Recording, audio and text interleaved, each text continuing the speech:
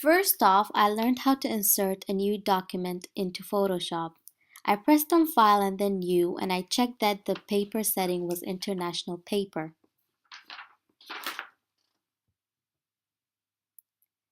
I then inserted a photo by clicking File and Place and selecting the photo that I wanted and clicking Place. I didn't want to crop my photo, however I wanted to enlarge it to fit the page and make it look more realistic. Therefore, I dragged it from the corners to not make it look too tall or unrealistic. The problem was that the photo came out black and white. However, I wanted it to be colored. Therefore, I right-clicked on the layer of the photo and I pressed Edit Content and I pressed OK. I learned how to erase any blemishes or blur out any kind of imperfections in my model's body or face. First of all, I wanted to remove all her pimples, but first I had to rasterize the layer because I wasn't able to erase it without rasterizing the layer. So therefore, I right-clicked on the layer and I pressed Rasterize Layer. Then I went to the Loop Select tool and I selected the area that had blemishes and I right-clicked and pressed Fill and I made sure that it was content aware. I did that all over her face, erasing any kind of blemishes and her arms, as you would see later.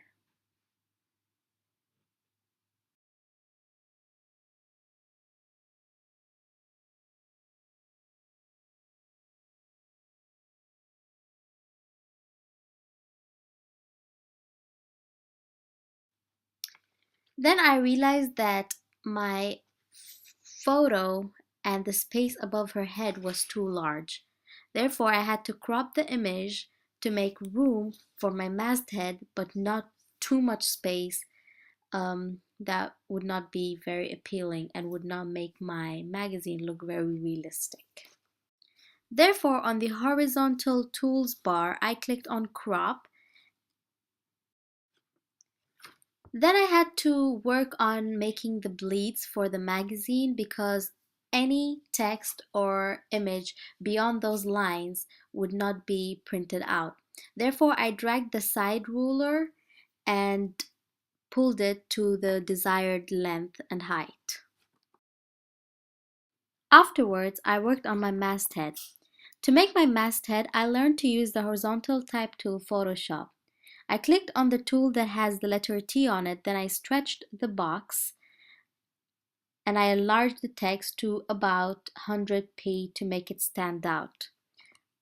I typed Jazz Fracture and I changed the color and the font. As you can see here, I'm typing Jazz Fracture and I'm highlighting it and then clicking on the desired size for my masthead.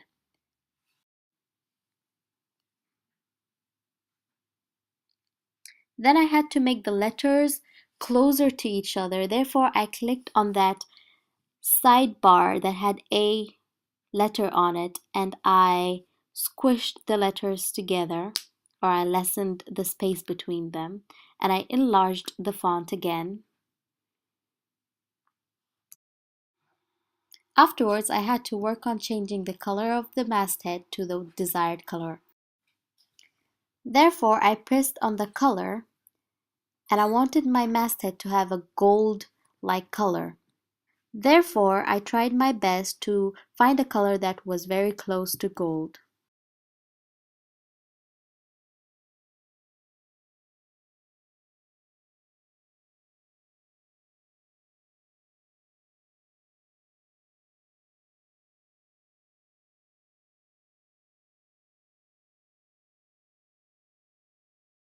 Then I worked on making my masthead have a gold-like effect.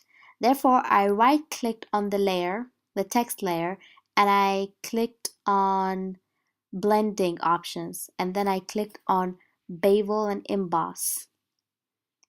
I changed the depth to much higher, more than 500%. to make it have a 3D effect.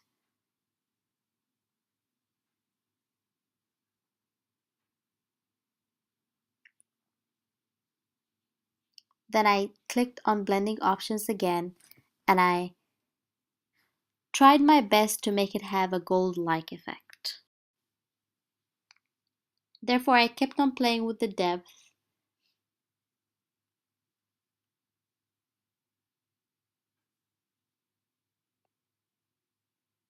and the opacity.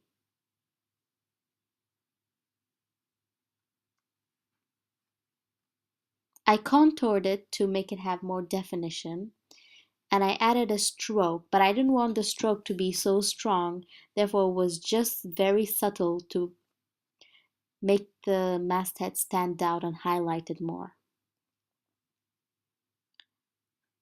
I wanted the color of my stroke to not be black as that was very unappealing. Therefore, I changed it to an off yellow to a whitish yellow color to make it have like a shiny effect. Then I added shadow, drop shadow, inner glow, and outer glow. After working on the masthead for so long and detailing it very finely, this is how it ended up looking.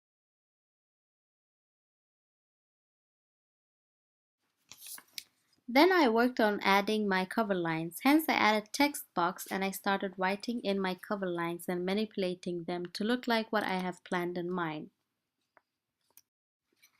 As you can see here, I'm changing the font size and I'll be changing the color and the font type to Arial.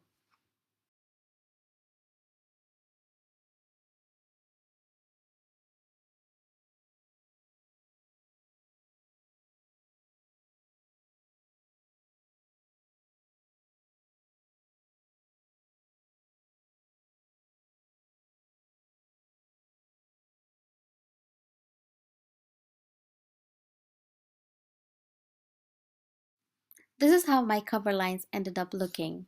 Then I worked on adding a banner to make my advertising stand out and look more interesting.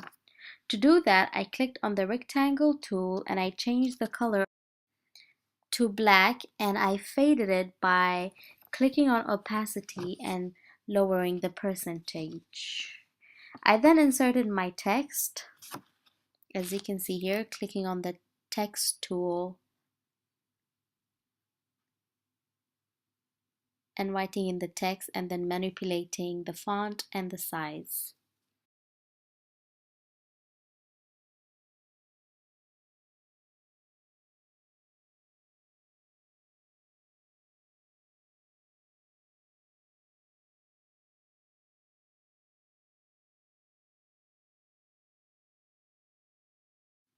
As you can see here, my cover lines were looking too boring and unappealing. Therefore, I had the idea of changing the color not only black, but black and red alternatively to make it look more interesting and appealing. As red was one of my house style colors, it looked very appealing against the white background.